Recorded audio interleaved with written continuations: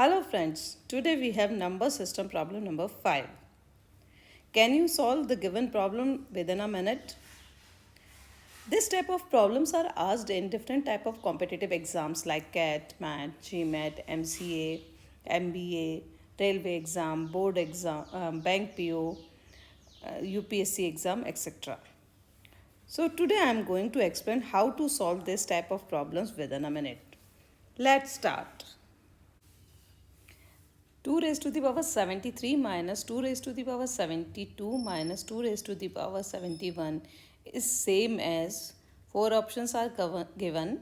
2 raised to the power 69, 2 raised to the power 70, 2 raised to the power 71 or 2 raised to the power 72.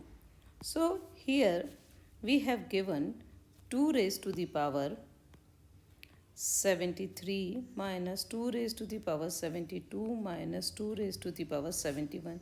We can write this as 2 raised to the power 71 into 2 raised to the power 2 minus 2 minus 1.